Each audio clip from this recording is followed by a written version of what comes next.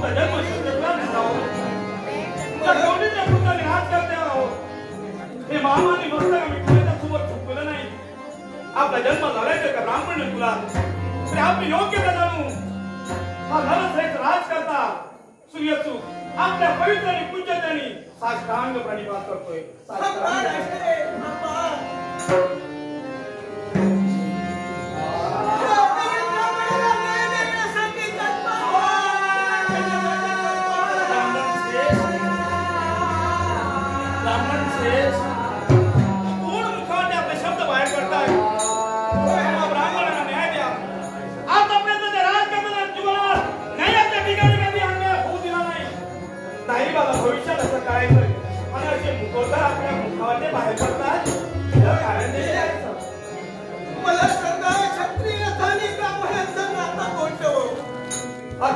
ब्राह्मणे आम्हाला गुरु समान आहे आमच्या हाती दिले ब्राह्मणांचं संरक्षण करण्यासाठी हो पण मला सांगा एक सारखे अधोलोक वसुंधेकडे आपण पाहताय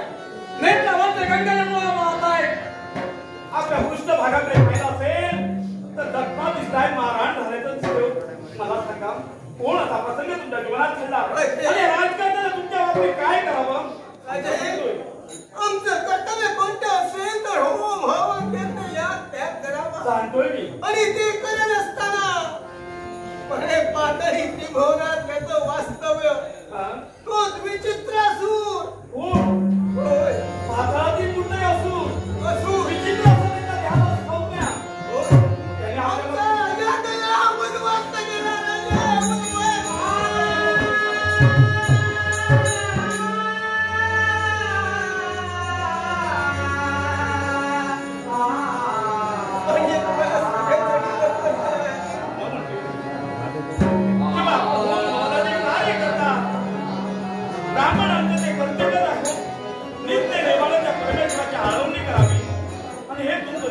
कर्तव्य काही असणार त्यामध्ये असुराजाने होय आमचा यज्ञ उद्ध्वस्त केला आणि मारहाण केली आपल्याला तर का तू होम हवन यज्ञ बंद केले नाही हे बंद झाले पाहिजे नाही केले तर तो मला मारण्यासाठी तत्पर झाला आपण ते बंद केलं नाही पण आपल्याला मारहाण करण्यासाठी तत्पर होय अजय आणि जर का होम यज्ञ करत असा तर तुमचा घात केल्याशिवाय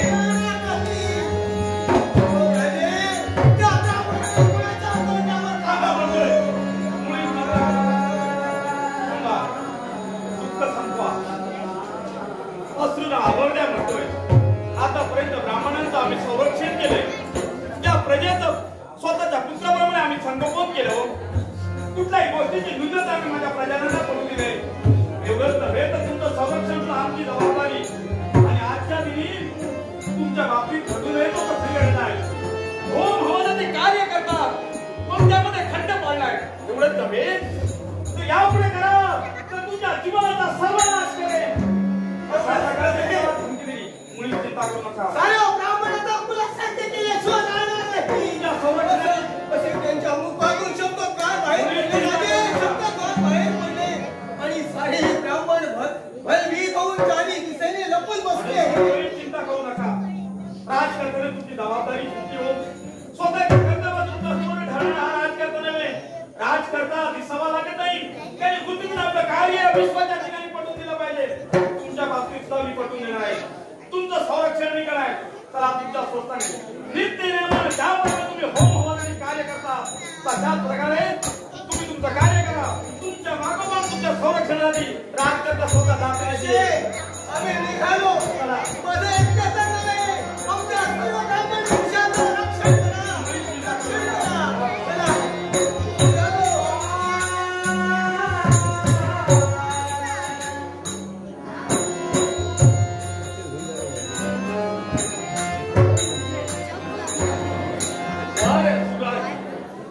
ब्राह्मणाने स्वतःचं कर्तव्य करत असतात त्यामध्ये विघ्न आणण्याचं कार्य करा तुम्हाला काय वाटतं परमेश्वरानं ज्या प्रकारे प्रत्येकाला ठेवलंय मग देव दानव कुणी असते प्रत्येकानं वेदा मर्यादाचं उल्लंघन करता नाही अर्थात तुम्ही यावेळी पृथ्वी तलावर येऊन विध्वस्त करण्याचं कार्य करता अर्थात याचा योग्य खरा तुम्हाला शिकलं पण आठवण झाली ती आजचा दिवस आहे तो आनंदाचा. जय्यत स्वागताची तयारी झाली ते माझ्या बंधूसाठी. 12 वर्षाचा प्रदीर्घ काळ कधी निघून गेला काही येईल.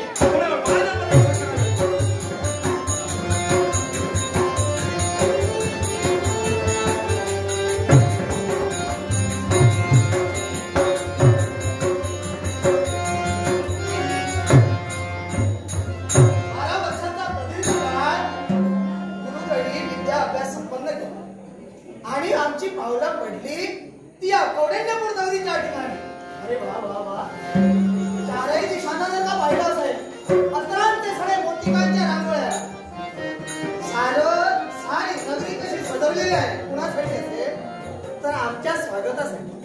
पण अरे हो, क्षणाचा विलंब न करता रथारूढ होऊन आम्ही नगरीच्या ठिकाणी आलोय. पण न म्हणता म्हणता या राजदरबाराच्या ठिकाणी महाद्वारावर आम्ही येऊन मग असंच करावं. आद्य कर्तव्य जे 12 वर्षाचा तप आम्ही त्या ठिकाणी केला आणि त्या तपाचं परिमार्जन आणि त्याचं साफल्य म्हणून केवळ ओढ लागले ती दादांच्या चरणाच्या भेटीसाठी. आणि म्हणून अहो दादा, अहो दादा,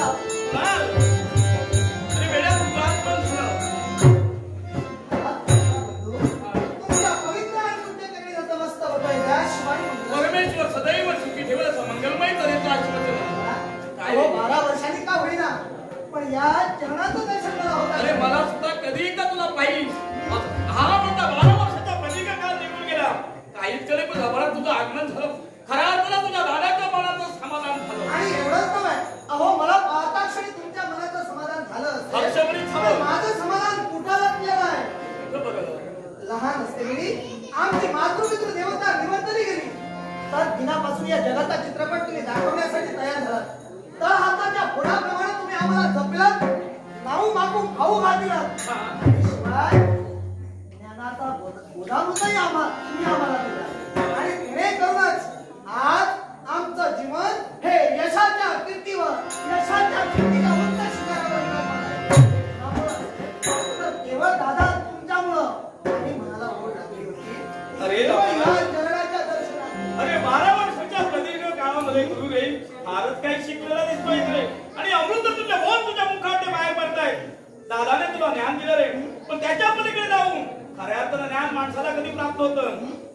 गुरु जीवनात केला असेल म्हणून तुला गुरुकुलामध्ये पाठवून गेली आणि शास्त्र विद्यार्थी पारंगत झाला आणि विद्या बनून आज तरी सुद्धा जीवनाच्या ठिकाणी कुठंतरी कमतरता भासते.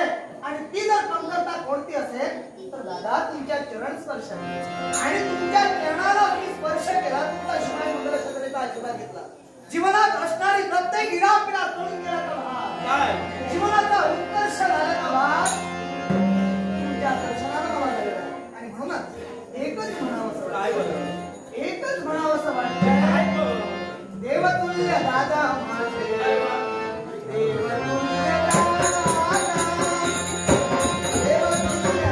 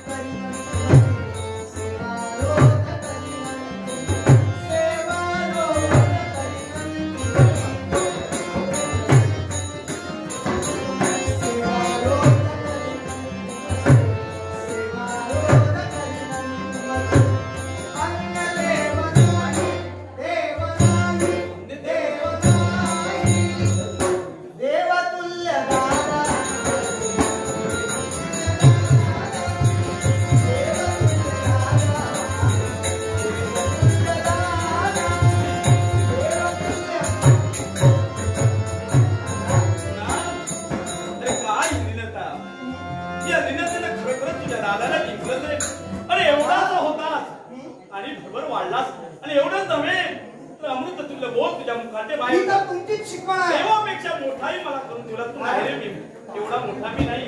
मी केले तर तेव्हा कर्तव्य माता पित्याच्या पथ्यात पुत्रावर तुझं पालन पोषण करावी थोडी जबाबदारी माता पित्याने माझ्या बाबतीत ठेवली होती. आता ती जबाबदारी आम्ही अरे माझ्या बरोबर बाई दादा हा तर मान तुमचा. अहो तुमच्या चरणाला मी स्पर्श केला तुमचं दर्शन घडताना मनाचं समाधान झालं. पण संशयाचं वादळ मात्र मनाच्या ठिकाणी एकसारखं झालं. संशय एकच आल्याला संशय एकच या दरबाराच्या ठिकाणी ज्यावेळी आम्ही प्रवेश केला दरबाराच्या महाद्वारावर आम्ही तिष्ठत उभे त्याच वेळी ते धीर गंभीर स्वर आमच्या करणी कथन पावले.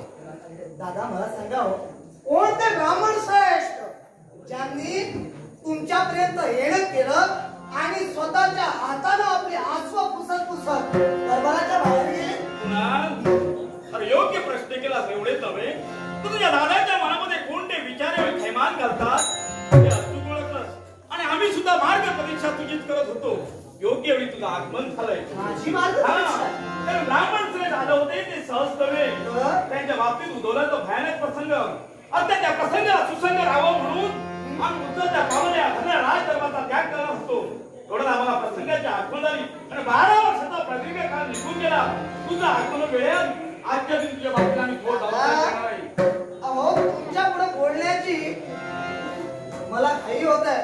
कारण एकच मला सांगा ब्राह्मण श्रेष्ठ यांच्यामुळे माती महाभयंकर संकट कोसळलं.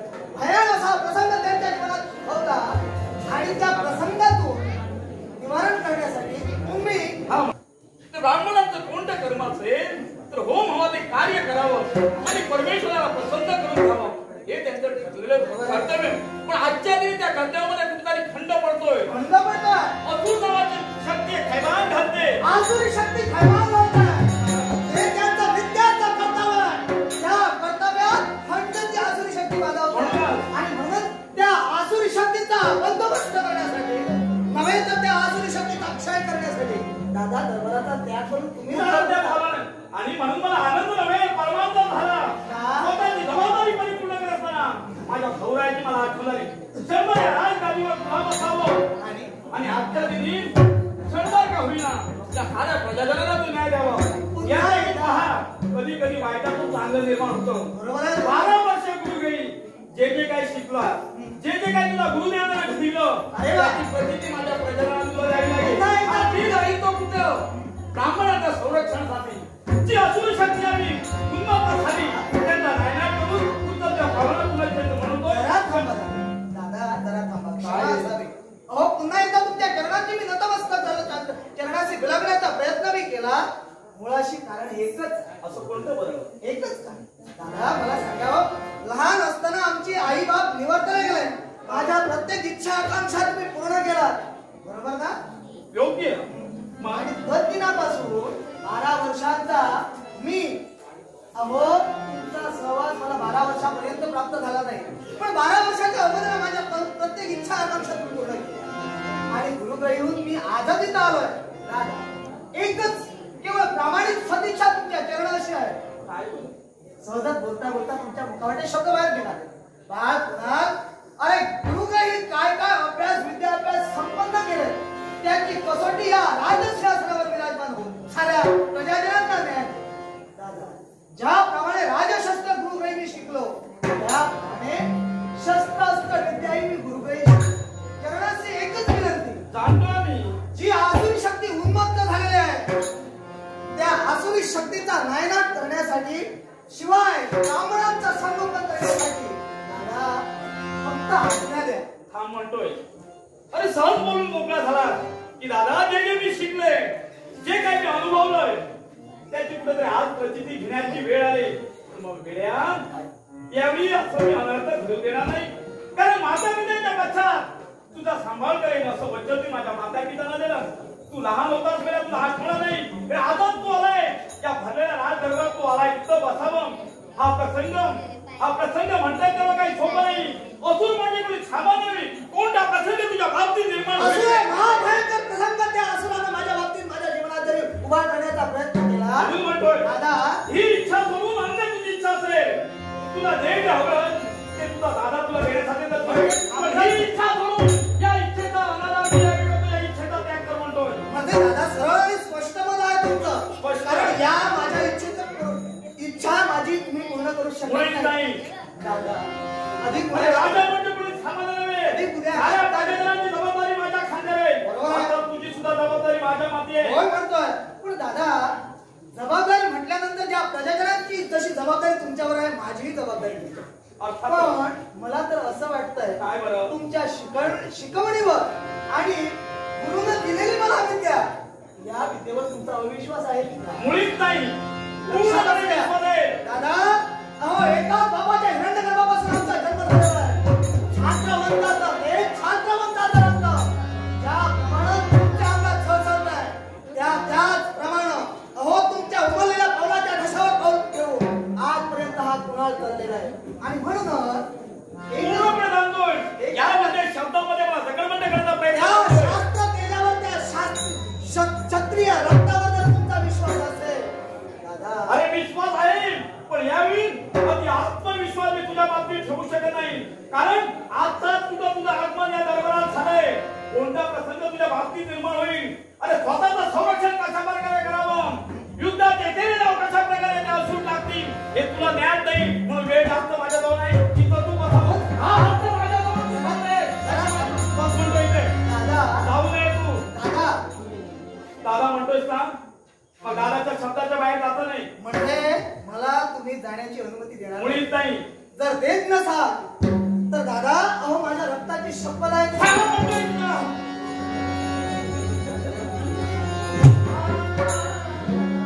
काय बोलला अरे तुला मी धावू देत नाही म्हणून दादा तुमच्या प्रसंगाशी सुसंग राहण्याच्या आद्य दरबारात तुम्ही देत असाल तर या कुणाच्या रक्ताची शपथ. यावेळी मला तू शास्त्र आधार ऐकवलंच एवढंच नव्हे भावनेमध्ये ऐकवलंस. वेळा कुणी समारोह मानवाला वाटतंय भावनेपेक्षा कर्तव्य श्रेष्ठ आहे. आणि ज्याने कर्तव्याला श्रेष्ठ मानलं प्रमाण मानलं तो या विश्वाच्या ठिकाणी यशस्वी विजय झाला. आणि हीच तुमची शिकवण सार्थ करण्यासाठी तिथपर्यंत जाईल ज्या ब्राह्मणाचा छळ त्या अजूनही शक्तीनं माजवलेला आहे त्याला बंदोबस्त घालील. तुला आज्ञा मी देतोय पण एका अटीवर स्वतःच्या जीविताचं संरक्षण तुला करावं लागेल. कारण तू कोण पराक्रम कोणते पराक्रम करतोय. अरे घोड्यावर कसा बसावं भाला कसा चालवावा तलवार कशी चालावी वेळ प्रसंगी कुंभ युद्ध झालं असेल असंख्य सैनिक असेल तर या सैनिकांची तमा न कशी द्यावी हे स्वतः मी आत्मावर आहे. जे गुरु हे काय शिकलाय त्याच्या आत्माने आपला राजा गेलाय. म्हणून यावेळी मी तुला बंधू नव्हे तर तू मला बंधू नव्हे. म्हणजे त्या असुराशी प्रतिस्पर्धी आम्ही आहोत प्रतिस्पर्धी. म्हणून माझ्या तलवारीपासून तुझ्या जीवनाचं संरक्षण तू करायचं आहे. आता मी माझं संरक्षण करीनच करीन.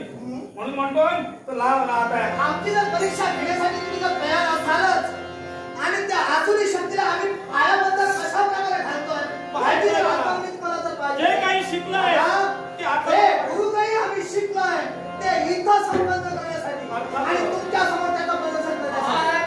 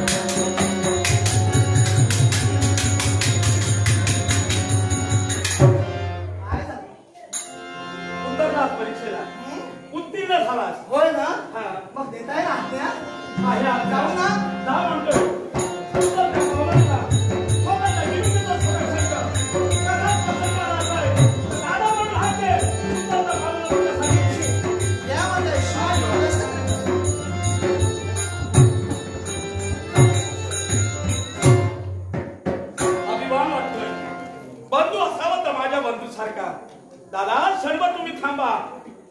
जे काही संकट असेल त्या संकटाला प्रथम सामोरं मी जाईल असं सांगून गेल्याच वेळा. पण हा घडलेला प्रसंग माझ्या भार्येच्या सदनी जाऊन तिला खतन कारण याचा आगत